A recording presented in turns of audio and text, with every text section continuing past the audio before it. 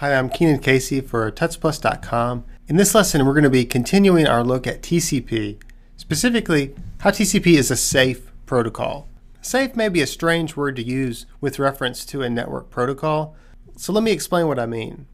TCP is safe in the sense that it will restrain a sender to prevent the receiver or the network from being overwhelmed. TCP accomplishes this safety mechanism through flow control and congestion control. These mechanisms adapt the sending speed to the current conditions of the receiver and or the network. Basically, these safety mechanisms avoid disaster by being very cautious in the way that they send. Let's begin with the problem of flow control. Imagine that we have a sender who can send at 2 packets per second and a receiver that can only receive at 1 packet per second. The receiver has a buffer of size 4. That means it can store 4 packets, and that's it. What will happen if the sender continues to send over time in this scenario? Well, this should be fairly obvious to you that it's not going to end well. We start by sending at 2 packets per second. That means every second we receive 2 packets and we process 1. So that means that every second the buffer will grow by 1 packet. So as the packets continue to send, the buffer continues to grow until this point, when we send packets 9 and 10. There's room for packet 9 in the buffer since packet 5 is being processed, but packet 10 has nowhere to go. In this case, the buffer is completely consumed and the packet 10 will be dropped. The receiver can't keep up with the sender, and thus packets are lost and they're going to have to be resent by TCP. What's the solution to this problem? Well, the solution is pretty simple. We need to tell the sender to slow down. If we go through this scenario now and we open up another channel of communication back to the sender, that is, we open up a channel from the receiver to the sender, now we can tell the sender to slow down. In this scenario, we'll send packets 2 per second. At each time interval, the receiver will tell the sender how many spaces it has left in its buffer. In this case, it has 3. At the next time interval, it will only have 2 spaces left. At this point, the sender is going to listen and respond and slow itself down. So now the sender will change to send at only 1 packet per second. At this rate, you can see we just have 2 spaces left. So in order for the receiver to catch up, the sender really needs to slow down some more. So perhaps our sender is smart enough to understand this, and the sender then slows down to just half a packet per second. In this case, as long as we're at this rate, the receiver can actually catch up and get down to where there are more spots in the buffer. This is a simplified overview of how flow control works. Let me explain how TCP actually does it. It's very similar to this with just some slight tweaks. TCP's flow control works by defining a variable called the receive window, rwnd. And the receive window is basically the unused amount of TCP buffer space. TCP's flow control algorithm works by sending the value of the receive window from the receiver to the sender after each segment is received. The sender responds by limiting its data transmission to just receive window bytes. So this flow control technique matches the sender's speed to the receiver's speed and prevents the receiver from being overwhelmed. The key element here is that the receiver is constantly communicating how much receive window it has remaining, and the sender is then constantly limiting its transmission speed to that amount. And this prevents a slow receiver from being overwhelmed by a fast sender. This is TCP flow control. The next safety problem that TCP solves is congestion, and it solves it through a mechanism called congestion control. First of all, what is congestion and why is it so bad? You've probably experienced vehicle traffic congestion before, where there are too many cars on the road for the capacity of the road, and that makes everybody slow down. It's the same in networks. In networks, congestion occurs when there are too many packets for the capacity of the network to transfer. Congestion is bad for several reasons. First of all, it results in delays. Secondly, it may result in lost packets because of buffer overflows. And thirdly, it may result in just wasted transmissions. If we're unnecessarily retransmitting packets because of really long round-trip times, It's just a complete waste. Congestion is bad. We'd like to avoid it. How can we do that? This diagram illustrates the basic problem that congestion control solves. We've got senders who can send very quickly, and we may even have receivers who can receive very quickly.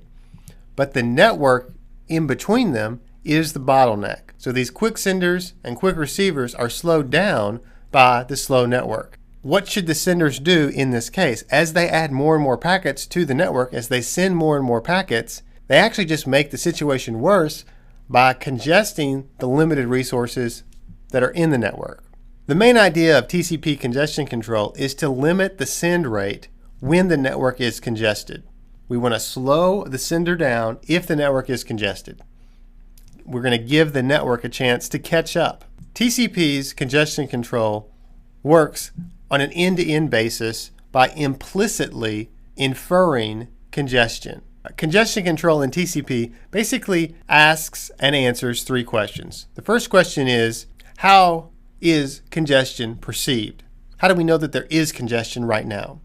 Secondly, how do we limit the send rate of the sender to adapt to congestion when we perceive it? And thirdly, how specifically can we adapt the send rate to the current situation? Question number one, how do we perceive congestion? Question number one, how do we perceive congestion?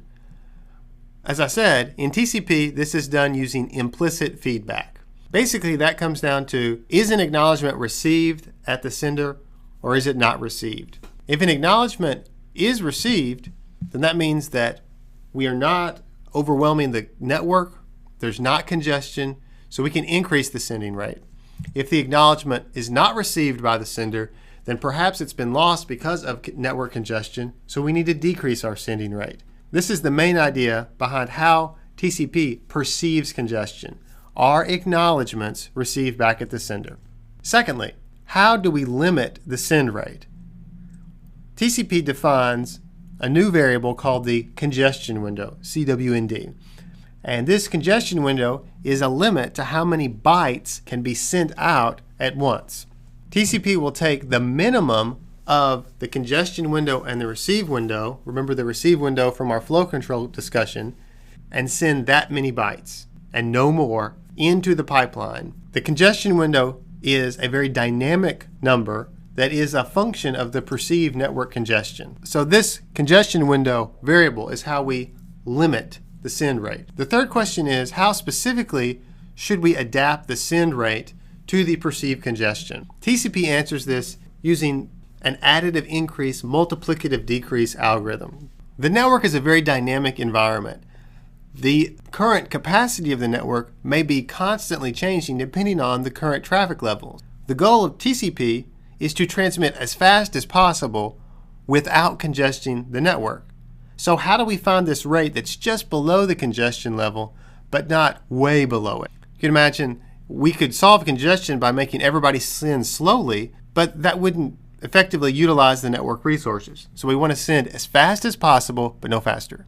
TCP does this in a decentralized way. That is, each TCP sender sets its own rate based on the implicit feedback that it's receiving. As we mentioned, that implicit feedback comes from receiving an acknowledgement or not receiving an acknowledgement.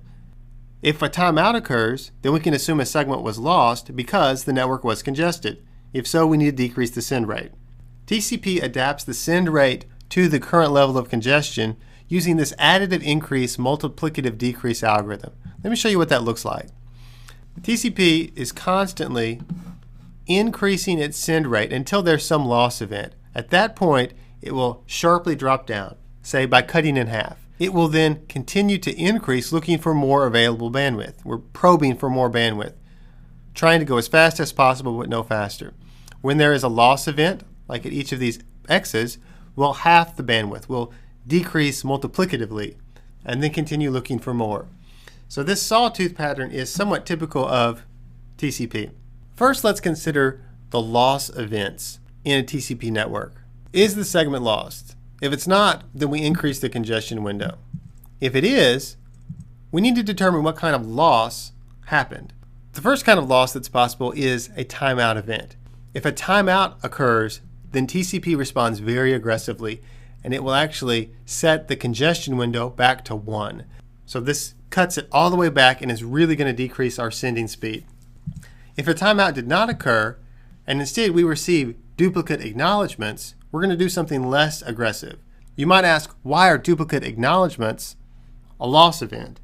The answer is, if we have sent several subsequent packets, TCP will only acknowledge up to the last one that it received correctly. So duplicate acknowledgments imply that there was a lost packet. If duplicate acknowledgments are received at the sender, it will respond less drastically by cutting the congestion window in half, the multiplicative decrease. Note that this is less aggressive than on a timeout, and we do that because at least some segments are getting through because the acknowledgments were returned. Next, let's consider the success event. That is, what happens when a segment is not lost. If a segment is lost, as we've just discussed, we will decrease the congestion window according to the rules that we talked about on the previous slide. If the segment is not lost, we're going to be in one of two modes, either congestion avoidance mode or slow start. In congestion avoidance mode, if a segment is not lost, we will increase the congestion window by 1. So this is a very slow, incremental, linear increase, an additive increase. If we're not in congestion avoidance, the other mode is slow start. Slow start is what happens after we've cut the congestion window to 1. If we're in slow start, then we respond more quickly. Despite its name, slow start is actually faster than congestion avoidance. It doubles the congestion window at every interval. It increases this only up to a certain threshold called the slow start threshold, which we'll talk about later. The takeaway here is in normal mode, which is congestion avoidance, the congestion window increases additively or just linearly, whereas we decrease in a very drastic way. So this is how congestion avoidance in TCP is implemented in an additive increase, multiplicative decrease manner. The TCP Flow Control algorithm answers the following 3 questions. First, how do we perceive congestion? TCP perceives congestion through timeouts and duplicate acknowledgments. Secondly, how do we limit the sending rate at the sender? We do so using the congestion window variable. Thirdly, how does the sender adapt its sending rate to the current congestion level? And it does so using the additive increase, multiplicative decrease algorithm. To sum up, how does TCP protect itself from itself? How does TCP implement these safety mechanisms? As we've seen, TCP provides a flow control algorithm to prevent fast senders from overwhelming slow receivers. Secondly, TCP provides a congestion control algorithm to prevent fast senders from overwhelming the network. Now, as you know, there is no free lunch in anything. Safety has a cost. Although flow control and congestion control are often beneficial properties of a protocol, they certainly come at a price. Essentially, both of these mechanisms are speed limits that TCP imposes on itself. There may be times, however, that you'd like to send as fast as possible, even though it means some packet loss. TCP will not let you do this. UDP is going to be a much better fit in that scenario if those are your goals. That is, very fast speeds, no speed limits, some loss is acceptable. So this has been a quick look at TCP safety, specifically its flow control and congestion control mechanisms. We've been in the transport layer looking at the safety mechanisms built into TCP. I'm Keenan Casey for tutsplus.com. Thank you for watching.